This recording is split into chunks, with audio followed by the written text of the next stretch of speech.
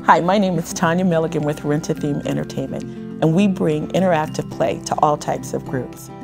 One of the quotes we use quite often is, you can learn more about a person in an hour of play than you can in a year of conversation.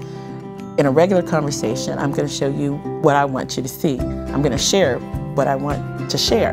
But when we play, you get to see me be happy, you get to see me celebrate my victories and how I do it, whether it's yay or whatever it is. You learn a lot about a person when you're playing, and that helps you connect with that person on a deeper level.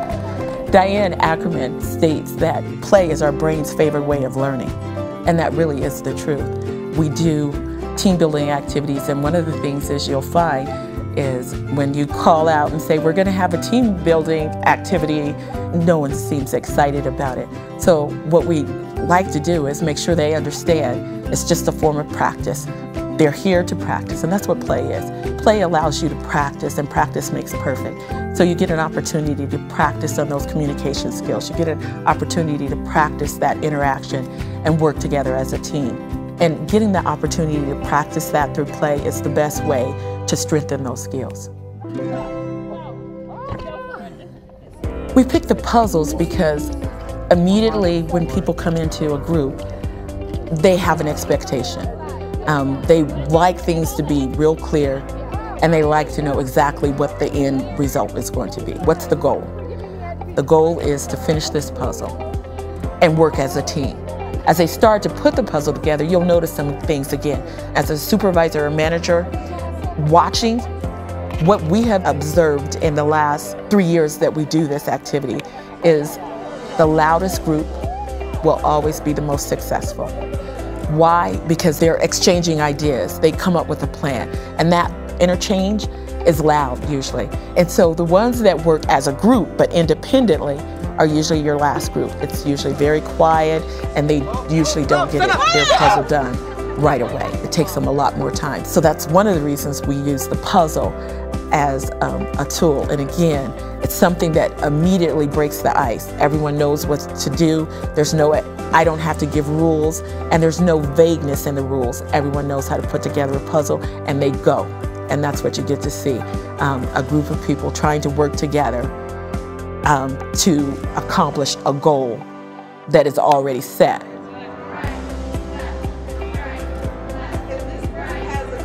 We do a couple of different activities. One is with skis. We give them an opportunity to get on the skis, and we time them. We have them compete against themselves. So we time that and allow them to do their best the first time. And then they can look at their performance and figure out how to be more effective the next time and see if they can beat that time. Quite often, of course, they do. They start to learn to work as a team. They communicate. They come up with a system, a plan, and then they implement that plan, and you get to see, and they get to see the effectiveness of that communication and the results of that communication.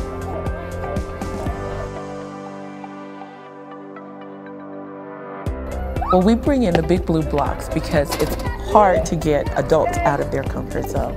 And when you bring in something so abstract as Big Blue Blocks, it allows them the freedom and the opportunity to just be creative. We give them 3 different challenges. One that is based purely off of creativity and imagination. Another one that it's a little bit more analytical and requires a little bit more cognitive thought. And the third one is more of a team building activity. The first one that I mentioned was that creative one. We give them the challenge to build some type of futuristic transportation or object.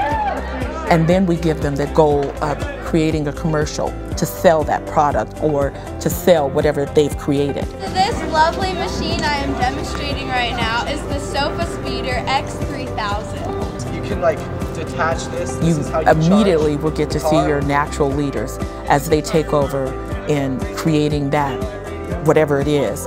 And then you'll also get to see your creative ones that will stand up and say, okay, I want to be the spokesperson for this thing that we've just created that's going on the market. You see them, just really come alive if they're that kind of a creative person. Then the next activity where we say we're going to drop a ball, and The goal of the group is to make sure that that ball stays in continuous motion for the longest amount of time. So they're basically competing against the other teams. And then you'll see a total different group step forward as your leaders. You'll see the ones that are very much more analytical, the thinkers that kind of push the creators to the back, and you'll see the different strengths of a team.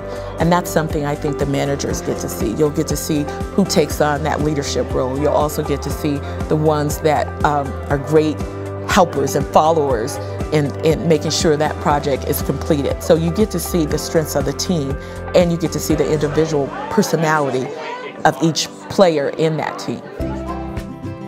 We have what we call our 7 standards. First, that it has to be fun.